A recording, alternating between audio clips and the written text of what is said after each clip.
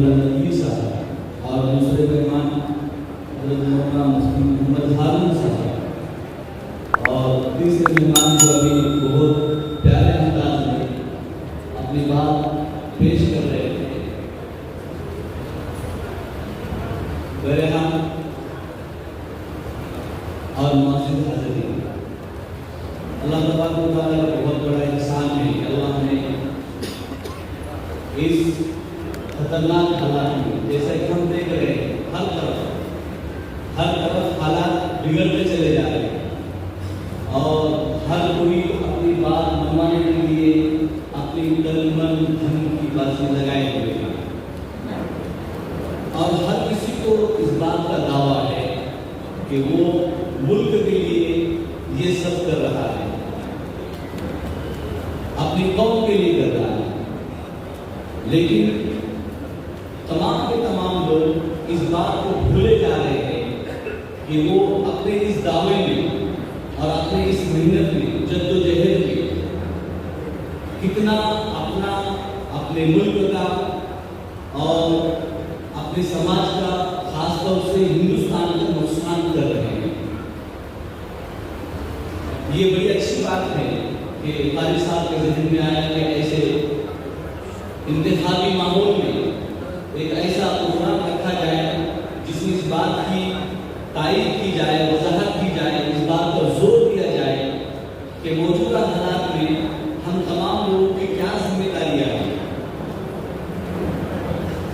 اور انہوں نے اس بات کو یقینی بنایا کہ صرف یہاں پر علماء مسلمان نہ ہو حاضر ہو بلکہ دیگر مذاہب کے جو رہنما ہیں وہ بھی حاضر ہو جائیں اور تمام اس بات پر زور دے کہ بھائی جتنے مذاہب ہیں، جتنے بھی ماننے والے لوگ ہیں اپنے اپنے مذہبوں کے، وہ اس بات کو جانیں کہ اختلاف آپس میں بہت ہو سکتے ہیں لیکن آپس میں اتحاد کی، محبت سے رہنے کی اور ایک ساتھ چلنے کی بہت زیادہ وجوہات ہیں، بہت زیادہ وجوہات ہیں.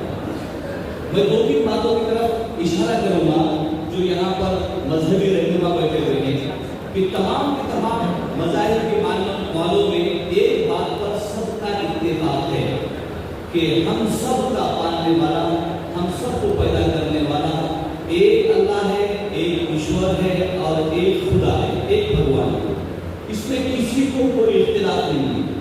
اب رہی بات دوسری چیزوں کو ماننے کی، اس میں اختلاف ہو سکتا ہے لیکن اس بات میں کسی کو اختلاف نہیں، کسی کو انکار نہیں کہ ہم سب کو پالنے والا، پیدا کرنے والا صرف اور صرف اللہ کی ذات ہے. دوسری، جتنے مذہب کے ماننے والے ہیں اور ان کے بنانے والے ہیں ان تمام میں ایک بات مشترک ہے، پکی بات ہے کہ اگر کبھی اپنے اللہ کو، بھگوان کو خوش کرنا ہے. ہمارے اس علاقے کے پیارے پاٹکر صاحب تشریف لائے ہوئے ہم اس کو استعمال کرتے ہیں.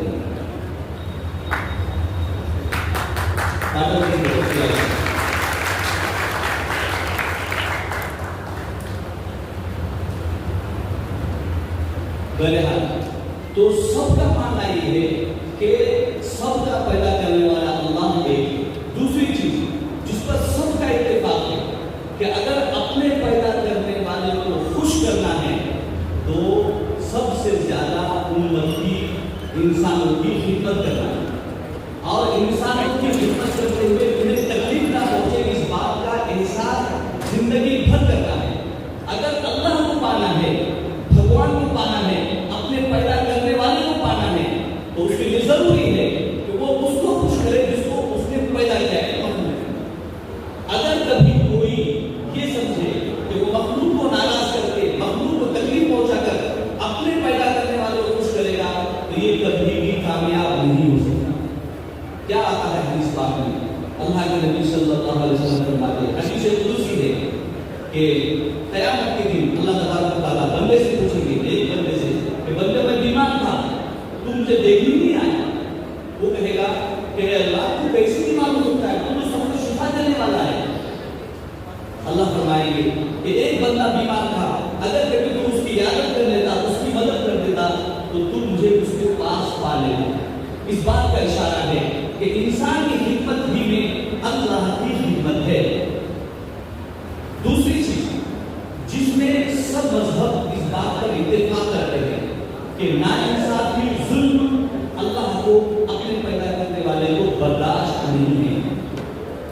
जो समाज में जुल्म होगा, ज्यादती होगी, इंसाफ नहीं होगा, वो कभी भी माशरा बदलेगा नहीं, खुशहाल नहीं होगा। जिस माशरे में, जिस उम्मत में, जिस मुल्क में जुल्म होगा, वहां पर कभी भी अच्छाइयां पनप नहीं सकती। एक वाक्य लिखा हुआ है कि एक मुल्क में एक बादशाह अपना रूप बदल कर एक जंगल में चला गया, एक बागीचे में चला गया। उसने उस बागीचे वाले से कहा कि मुझे भूख लगी है, मुझे कुछ खाने के लिए दो। उस बंदे ने, उस बागीचे वाले ने एक अनार उसके खिदमत में पेश किया। वो अनार में बड़ा रस था, वो बड़ा अच्छा था। उस अनार की बरकत से उसका पेट भर गया। उस बादशाह ने जो बड़े बनकर गया था पूछा, भाई तुम्हारे अनाज में, तुम्हारे एक अनाज में इतनी बरकत कैसी है? उसने कहा कि हमारा इस मुल्क का जो बादशाह है वो बड़ा नेक है, उसकी नीयत अच्छी है। बादशाह ने सोचा कि इतना मालदार है, इतना पैसे कमाता है और हमारे टैक्स में कमी है, मेरे खजाने में कमी है। वो घर जाकर उसने ये बयान किया कि सब पर टैक्स बढ़ा दिया।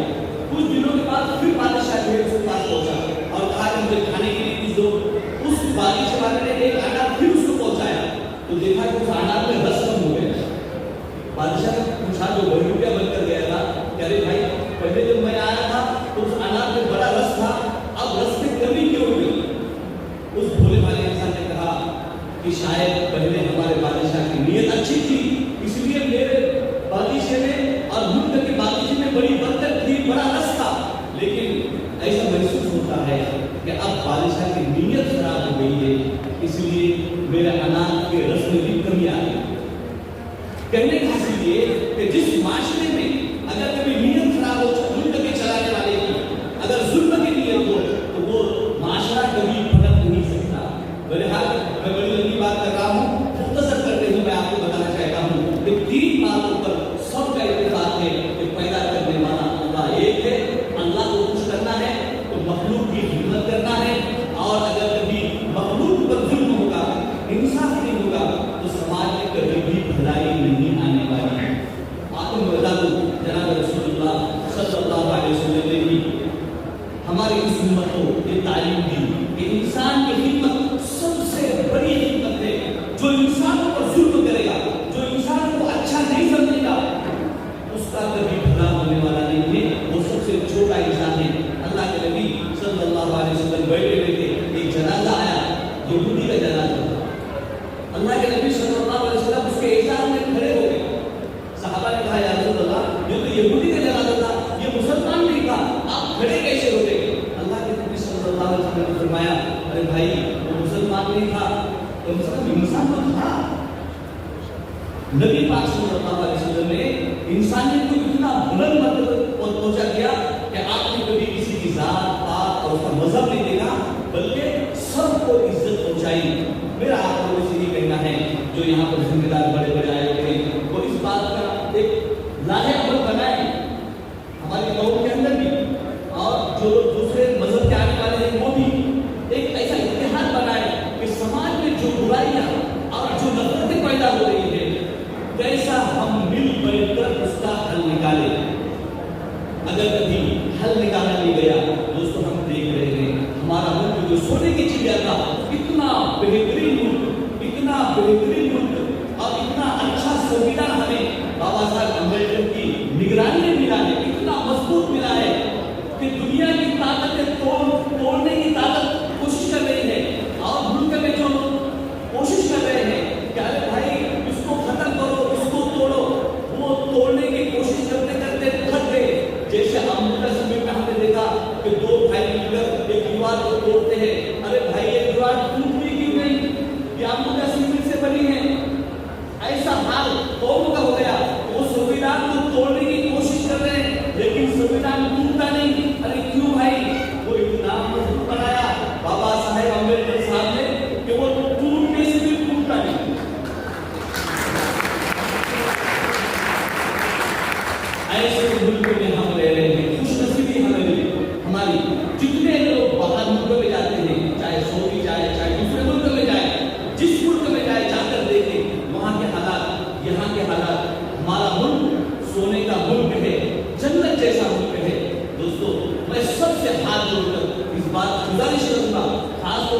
जो धर्म गुरु आए वो इस बात को यकीनी बनाए कि इस मुल्क को झगड़े फसाद में न झगड़े